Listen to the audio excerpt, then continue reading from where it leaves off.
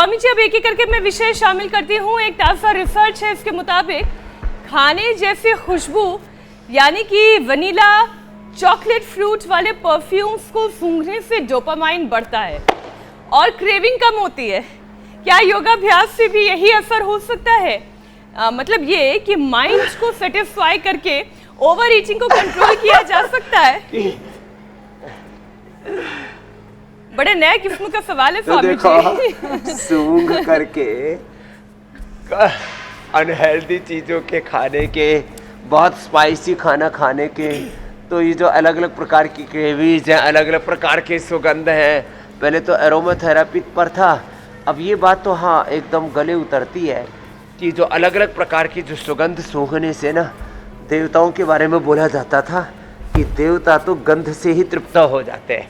तो ये एक अच्छा सुझाव आपने दिया, लेकिन ऐसा नहीं कि मीनाक्षी जी योग करे, स्वामी रामदेव योग करे, ये पतंजलि गुरुकुलम के बच्चे योग करें और फायदा आपके घरों में बैठे हुए बच्चों का हो जाएगा, ऐसा नहीं हो सकता। ये नहीं अपना योग, अपना काम तो करना पड़ेगा।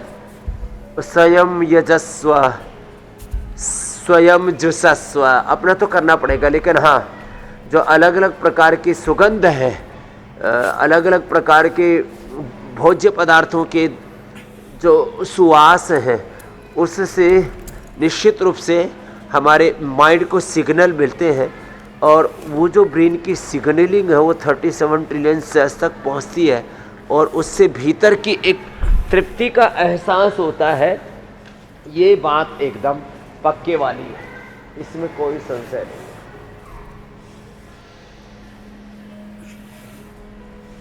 तो ये ठीक है, किसी की थाली की खुशबू लेकर खुद का मन खाने के लिए मचलने लगे तो फिर योगाभ्यास भी किसी और को देखकर फिर आप भी करने लगे तो बैलेंस हो जाएगा, खाने का खाना, योग का योग हो जाएगा। स्वामी जी, एक और विषय रखती हूँ। भारत में 15 से 49 साल के करीब 39% पुरुष और 43% महिलाएं इस वक्त माल नरिशमेंट यानी कि कुपोषण से जूझ रही हैं और इसकी सबसे बड़ी वजह है मोटापा। यौगिक डाइट, सात्विक भोजन इसमें कैसे बड़ा बदलाव लेकर आ सकता है? क्योंकि मोटापा इसीलिए बढ़ रहा है, अव्वल तो गलत खाना खा रहे हैं, अच्छा खाना भी है लेकिन ठूस ठूस कर खा रहे हैं, और फिर एक्सरसाइज ना करना, योग ना करना, किसी खेल को अपने जीवन में शामिल ना करना, फिर diabetes, high BP, thyroid, hormonal problem, न जाने क्या क्या एक मोटापे से और आ जाता है। ये पूरा चक्र हमने समझाया है स्वामी जी ग्राफिक्स के जरिए। तो स्वामी जी, 43% महिलाओं को और 39% पुरुषों को मोटापे से बचाना है, धरती का बोझ कम करना है। एक तो मोटापा से बचाना है और दूसरा आपने ठीक कहा कुपोषण से। अब पहले सोचते थे अरे आदमी मोटा तगड़ा है, ठाड़ा है, ये तो अंदर से मजबूत होगा ही, लेकिन सृष्टि के आदिकाल से लेकर के अब तक जितने भी मोटे लोग हुए हैं उन्होंने कोई बहुत बड़े काम कर दिए हैं, ऐसा ध्यान में तो आता नहीं है। और दूसरी बात, मोटे लोग क्योंकि अनहेल्दी चीज़ें ज़्यादा खाते हैं, उसमें न्यूट्रिशन, माइक्रो न्यूट्रिशंस की, विटामिन की, मिनरल्स की कमी होती है और इसलिए वो भीतर से अंदरूनी तौर पर कमज़ोर पड़ जाते हैं। तो एक तो अंदरूनी तौर पर किसी को भी कमज़ोर नहीं पड़ना, उसके लिए हमें junk food, fast food, unhealthy food से बचना पड़ेगा। और मोटे जो लोग हैं उनको फिर उपवास और करते हैं अनाड़ी पड़े से। मैं कहता हूँ अविवेकपूर्ण उपवास के कारण हम उपहास के पात्र बन जाते हैं और फिर क्या होता है, लोग डाइटिंग करते हैं, चक्कर खा के गिरते हैं और कुछ तो कोलैप्स भी हो जाते हैं। ये देखने को मिला है, इसलिए कह रहा हूँ। तो मोटापा वालों को उपवास भी करना है तो नारियल पानी पे करना है, उनको उपवास करना है तो नींबू पानी और शहद पर करना है, उनको उपवास करना है तो पाइनएप्पल के जूस पर करना है, उपवास करना है तो वाटरमेलन पर करना है, लौकी के जूस पर करना है।